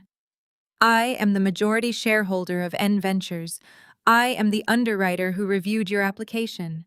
I am the person who approved the commercial loan. I am the bank Jamal. I personally wired you that $3 million. A collective gasp rolled through the crowd of onlookers. The mayor, the bankers, the socialites, they were watching a corporate execution broadcast live on a ballroom stage. Jamal's breathing turned ragged. "You gave me the money," he whispered, his mind fracturing as he tried to comprehend the trap. "If you gave me the money, then the company is funded. You validated the contract. I validated a trap," I corrected him smoothly. I gestured for Arthur Mitchell to step forward. My lead attorney produced a crisp, leather-bound folder from his jacket and held it open for Jamal to see. "When you submitted that forged document to my holding company," I continued, pacing slowly across the stage, "you legally bound yourself to the terms and covenants of the commercial loan agreement." Mitchell, would you be so kind as to remind my soon-to-be ex-brother-in-law about Section 4, Paragraph B of the Apex Capital lending terms? Mitchell smiled, a predatory gleam in his eyes. Gladly. The Anti-Fraud and Biometric Verification Clause stipulates that any borrower who submits falsified, forged, or stolen collateral documents to secure funding immediately and automatically defaults on the loan. The penalty for this default is the immediate non-negotiable forfeiture of all pledged collateral. I stopped pacing and looked directly down into Jamal's terrified eyes. "Do you remember what you pledged as collateral, Jamal? Because your corporate credit was toxic. You leveraged the only asset you had left to secure my money. You pledged 100% of your equity stake in Nexus Mind." He let out a strangled, breathless choke. "You triggered the default clause the absolute millisecond you uploaded my forged signature to my own server," I said, my voice ringing with finality. "The contract executed automatically. Your shares were transferred to my holding company before you even finished pouring your celebratory drink. Your artificial intelligence startup, your patents, your proprietary algorithms, your entire life's work, it all legally belongs to me now. Thank you for selling me your company for $0. Jamal lay completely paralyzed on the floor. His mouth hung open, but no sound came out. The illusion of his brilliance was entirely shattered. He was not a tech titan. He was a thief who had blindly walked into a bear trap and handed over the keys to his own cage. "It is gone." He finally whimpered, his face pressed against the stage. "It is all gone." The total silence on the stage was broken by the sharp, rapid clicking of high heels. I turned to see my sister Olivia marching across the polished floor. The delicate, elegant facade she had worn all evening had melted away, replaced by an ugly, contorted mask of pure rage. She was not rushing to comfort the man she supposedly loved. She was rushing to destroy him. She stopped right above where Jamal was pinned by the federal agents. She looked down at him with an expression of absolute disgust. He was supposed to be her golden ticket. He was supposed to be the billionaire tech genius who would elevate her to the highest tier of Boston society, validating her status as the new favorite daughter of the Adams empire. Instead, he was a bankrupt criminal who had just dragged her into a federal indictment for forgery. "You told me it was foolproof," Olivia screamed, her voice cracking with hysteria. Before the agents could react, Olivia raised her hand and delivered a vicious, echoing slap directly across Jamal's face. The sharp crack of skin against skin rang out over the microphone, silencing the murmurs in the ballroom. "You worthless, pathetic loser!" Olivia shrieked, tears of fury streaming down her meticulously contoured face. "You swore to me that she would never find out. You swore the money was clean. I forged a federal document for you, and you handed my entire future to her." Jamal recoiled from the strike, his own anger finally snapping. "You signed the paper!" he roared back at her, struggling futilely against the agents holding him down. "Do not act like you are innocent. You wanted her money just as much as I did. You are going to prison right beside me." The stage descended into absolute grotesque chaos. The polished, aristocratic Addams family completely unraveled, shedding their high society skins to reveal the vicious, selfish creatures underneath. Eleanor abandoned her posture of devastated sorrow and rounded on my father. "This is your fault," she screamed, pointing a trembling, manicured finger at Richard's chest. I told you to use a discreet broker. I told you to vet his startup. You trusted this idiot with our legacy, and now we are ruined. Shut up, Eleanor, Richard bellowed, his face turning a dangerous, apoplectic shade of purple. He looked around wildly at the hundreds of horrified guests watching their meltdown. He grabbed the edge of the acrylic podium, desperately trying to salvage whatever microscopic shred of authority he had left. I had nothing to do with this. I am the victim of a fraudulent son-in-law. I was deceived. You coordinated the customs bypass, Jamal yelled from the floor, eager to drag everyone down into the flames with him. You used the forged collateral to release your smuggled cargo. Do not play the victim, Richard. The feds have the audio. I stood back and watched the glorious implosion. It was a masterpiece of self-destruction. They were tearing each other to pieces, fighting like cornered rats on a sinking ship, desperate to cannibalize one another for a single breath of air. The stage was a grotesque theater of broken egos. Eleanor was practically shrieking at Richard, her emerald gown twisting around her ankles as she hurled furious accusations. Olivia was sobbing loudly, her hands clutching her head as she backed away from the pinned, groaning form of Jamal. Richard Adams had spent his entire adult life cultivating an image of impenetrable, aristocratic composure. Watching that composure violently disintegrate was the most satisfying moment of my professional career. He raised his hands, his face slick with nervous sweat, desperately trying to silence his wife and his golden child. He turned his gaze away from the wreckage of his family and locked his eyes on me. He adjusted his silk tie with shaking fingers. He forced his spine straight, attempting to summon the towering, tyrannical patriarch persona that had terrified me when I was a little girl. It did not work. He just looked like a desperate, cornered old man. "You think you have won, Natalie?" Richard snarled, his voice echoing through the silent ballroom. "You think destroying this pathetic boy and humiliating your sister makes you a victor? You are nothing but a vindictive, ungrateful child." He stepped forward, pointing a trembling finger directly at my face. "You took down Jamal. You tipped off the feds about my cargo, but do not be too smug. You have not broken me. I am still Richard Adams. I still have my transport company. I still hold the keys to a logistics empire that you could never dream of building. I will restructure. I will survive this investigation. And when I do, I will ensure you are legally barred from ever stepping foot near the Adams family legacy again. You are dead to me." I did not flinch. I did not raise my voice. I simply let out a low melodic laugh that drifted across the stage. I turned my head slightly and looked at my lead attorney. "Arthur," I said softly, "I believe my father is operating under some severely outdated financial information. Would you kindly bring him up to speed?" Mitchell stepped forward with the sleek grace of a shark smelling blood in the water. He unbuttoned his suit jacket, reached into his leather briefcase, and pulled out a thick stack of legal documents bound by a heavy black clip. He walked directly up to the acrylic podium, invading Richard's personal space with absolute terrifying confidence.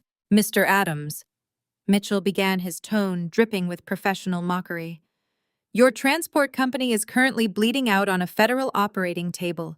When Customs and Border Protection seized your smuggled electronics this morning, your primary commercial lenders received an automated catastrophic risk alert." Richard swallowed hard, his eyes darting to the documents in Mitchell's hands. "Your corporate credit was already toxic." Mitchell continued, his voice echoing through the massive speakers for every politician and banker in the room to hear. "You were heavily leveraged. The moment your inventory was impounded, your lenders invoked the immediate acceleration clause on your corporate debt. They called in all your loans simultaneously. You defaulted at precisely 11 in the morning. "That is illegal," Richard stammered, his voice dropping to a panicked whisper. "They cannot liquidate without a 30-day notice. They can when the borrower is actively under federal investigation for international smuggling and tax evasion," Mitchell corrected him, smiling a razor-sharp smile. "The banks panicked. They wanted the toxic assets off their ledgers immediately, so they held a private expedited distress sale of Adams Transport an hour ago. They auctioned off your entire corporate infrastructure to the highest bidder." Richard stepped back, his chest heaving as he struggled to draw oxygen into his lungs. The wealthy guests in the front row were whispering furiously, their eyes wide with shock, as they witnessed the real-time destruction of a Boston dynasty. Mitchell held up the thick stack of papers. The front page featured the bold, unmistakable logo of my venture capital firm, the entity that purchased all of your corporate debt, your fleet, your warehouses, and your operational licenses was N Ventures, Mitchell announced. My client bought your entire legacy for pennies on the dollar. She owns the concrete your trucks park on. She owns the desks your executives sit at. Mitchell stepped closer, dropping his voice into a lethal quiet register that nonetheless carried perfectly over the microphone. Your daughter Natalie is now your biggest boss. Richard's knees actually buckled. He grabbed the edge of the podium to stop himself from collapsing onto the floor. His mouth opened, but no words came out. The arrogant, tyrannical patriarch was completely gone, replaced by a hollow, terrified shell of a man who had just realized his entire life amounted to absolutely nothing. Eleanor let out a sharp, horrified gasp, covering her mouth with her hands. She looked at Richard, her eyes wide with a sudden selfish terror. She was not mourning the loss of his company. She was mourning the loss of her credit cards, her country club memberships, and her lavish lifestyle. I took a slow, deliberate step toward my father. I warned you, Richard, I said, my voice echoing through the silent, captivated ballroom. I warned you years ago that you would reap exactly what you sowed. You spent my entire life telling me I was a disappointment. You built your legacy by stepping on my neck. You tried to steal $20 million from me to fund your golden child. I reached out and took a single sheet of paper from the top of Mitchell's stack. I held it out toward my father. This is a formal notice of termination, I stated coldly. Effective immediately, you are fired from Adams Transport. You are to vacate the premises and hand over all corporate assets, access cards, and company vehicles. You have absolutely zero equity, zero authority, and zero legacy. You are dismissed. Richard stared at the termination letter, trembling in my hand. He did not take it. He could not physically move his arms. His eyes were wide, vacant, staring into a terrifying abyss of absolute ruin. He had lost his company. He had lost his wealth. He was about to face federal prison time for smuggling. I dropped the paper. It fluttered through the air, landing perfectly on the polished toe of his expensive leather shoe. You have nothing left, I told him. The silence in the grand ballroom was so profound, you could hear the crystal champagne glasses clinking nervously in the hands of the waitstaff. The Boston elite were completely paralyzed, absorbing the sheer, unadulterated brutality of the corporate execution they had just witnessed. Then the silence was shattered.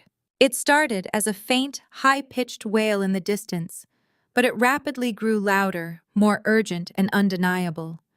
The piercing shriek of heavy police sirens began echoing from the streets outside the hotel. The sound multiplied, overlapping and layering, until it became a deafening chorus of approaching law enforcement.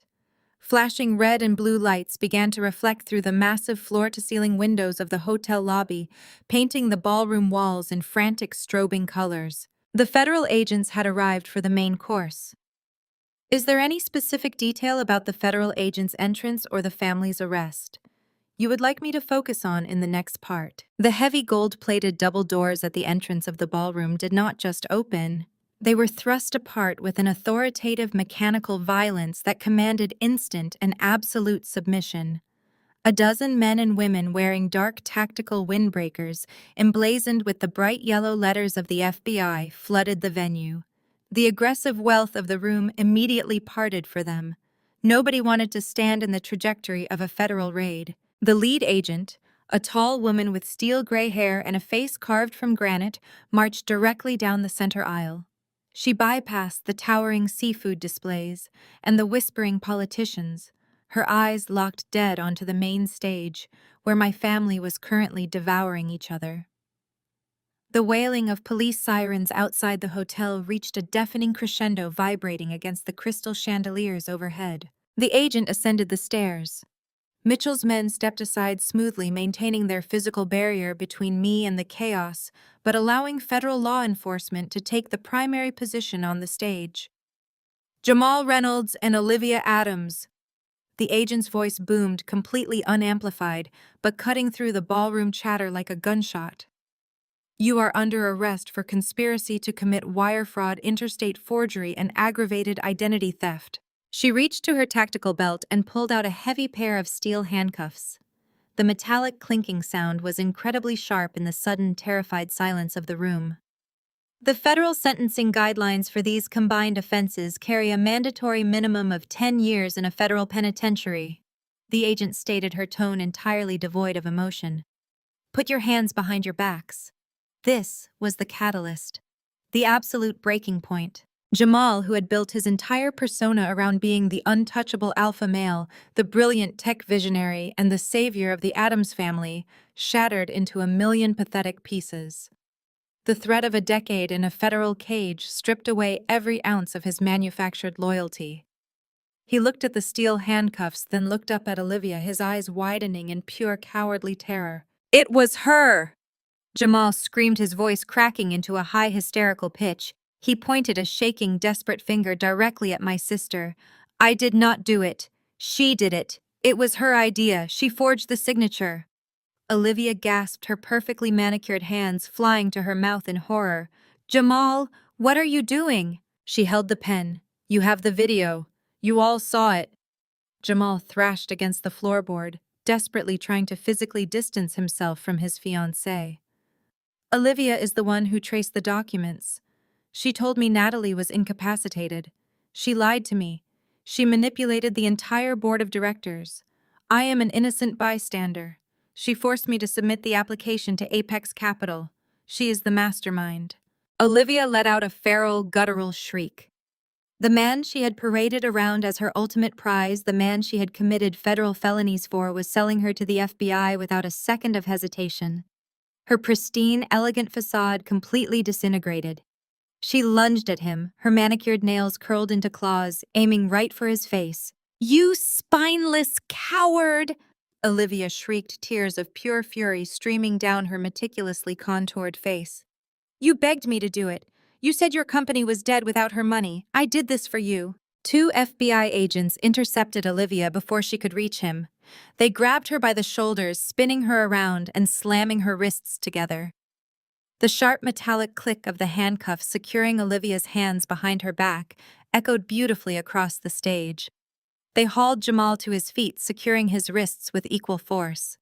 He was sobbing now, actual tears of terror streaming down his face as he continued to babble incoherent accusations against the woman he was supposed to marry. Watching her golden child, the perfect daughter she had groomed to inherit the Addams legacy, being shoved into federal cuffs, proved to be too much for Eleanor's delicate nervous system. My baby!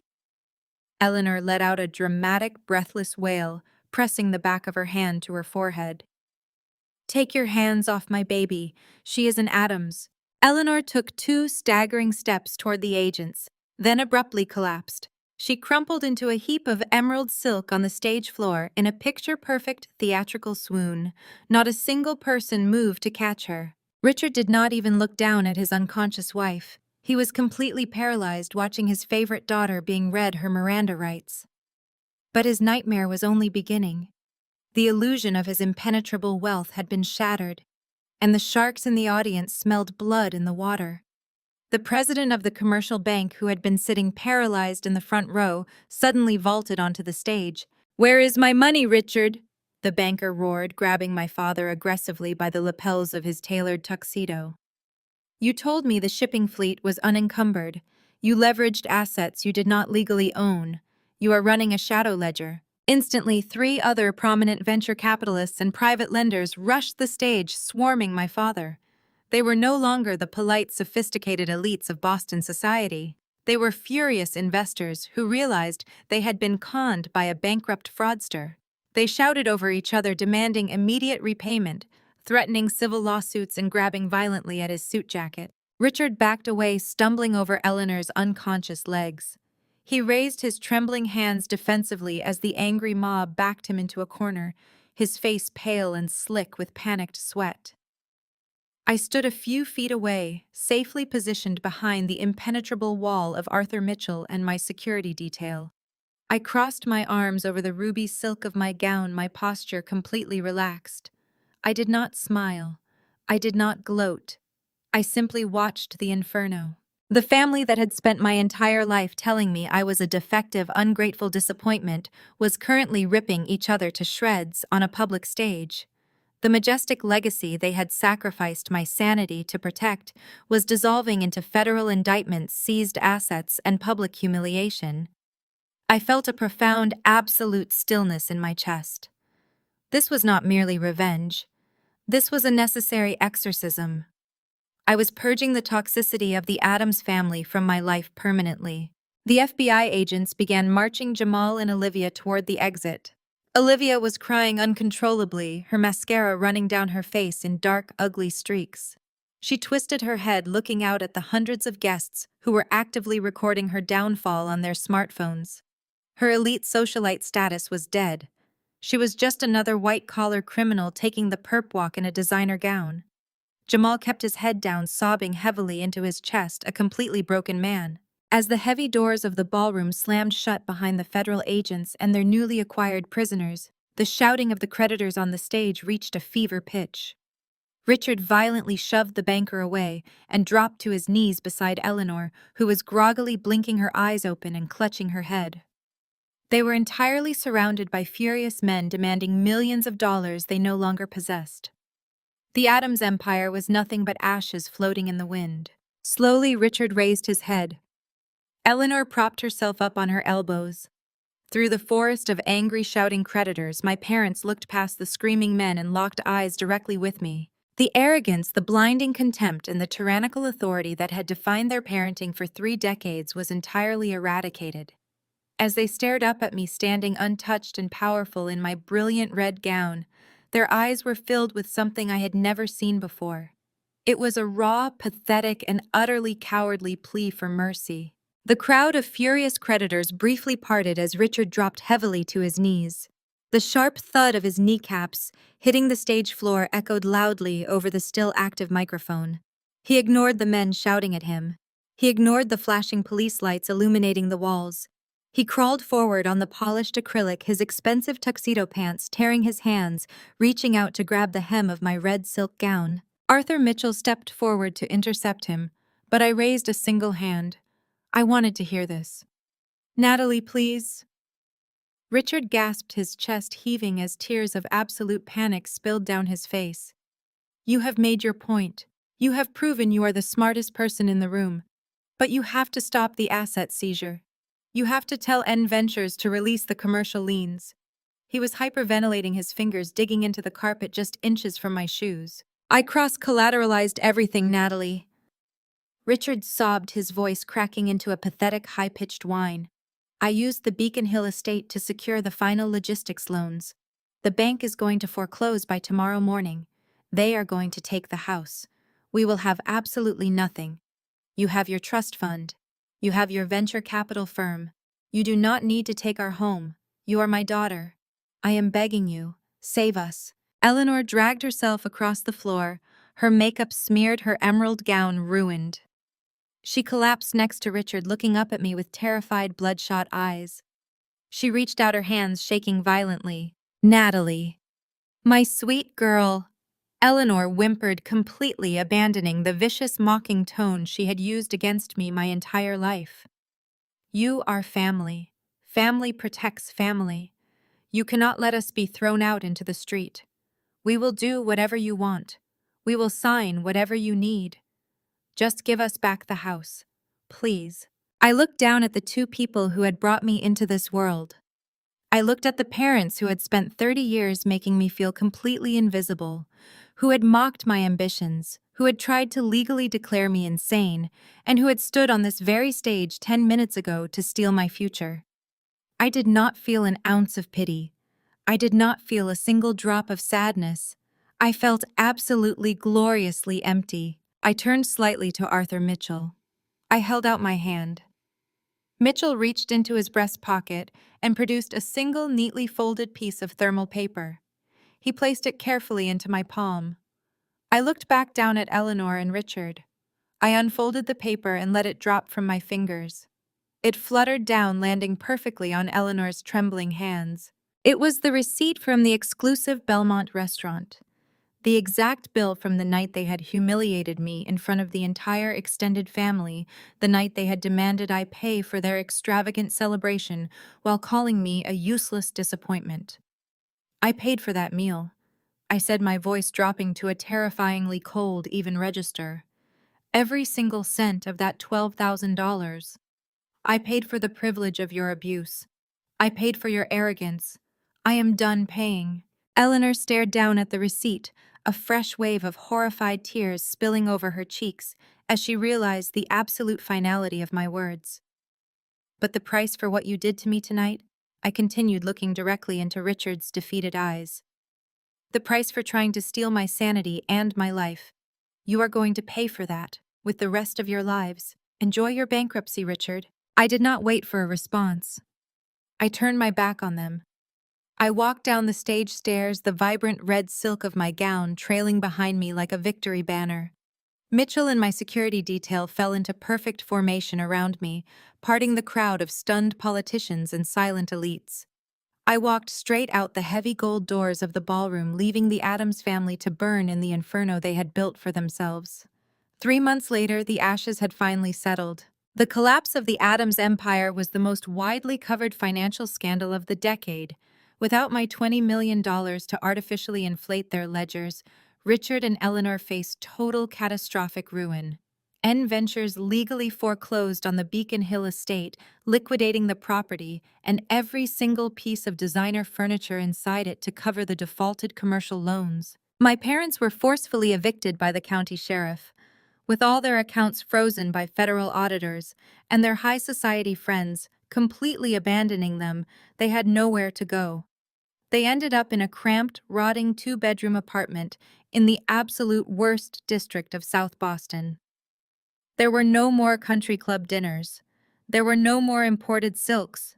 They were forced to survive on minimum wage retail jobs, suffocating in a slum, constantly looking over their shoulders to see if the federal tax investigators were finally coming to arrest them. Olivia and Jamal met a much more definitive fate. The grand fairy tale wedding was permanently canceled. The highly publicized trial for federal wire fraud and aggravated identity theft turned into a vicious, bloody spectacle. The moment they realized the federal prosecutors had airtight security footage of the forgery, their grand romantic alliance evaporated. They turned on each other like rabid dogs. Sitting in federal court chained to heavy wooden tables in matching orange jumpsuits, they spent weeks screaming accusations at one another. Jamal swore Olivia manipulated him. Olivia sobbed to the judge that Jamal was a master manipulator who forced her hand. It did not matter. The judge was entirely unsympathetic to their theatrics. They were both convicted. They were both sentenced to 10 years in federal prison, separated by hundreds of miles of razor wire and concrete, left to rot in the consequences of their own blinding greed. I did not attend the sentencing. I was too busy living. I sat on the expansive, sun-drenched wooden balcony of my Nantucket beach house. The morning air was crisp, carrying the sharp, clean scent of salt and the rhythmic, soothing sound of waves crashing against the shoreline. I took a slow sip of a chilled, perfectly aged Sauvignon Blanc, letting the warmth of the morning sun wash over my face. My smartphone buzzed on the glass patio table beside me. The screen lit up, flashing a name I had not spoken aloud in months. Mother. It was the 100th call she had made this week.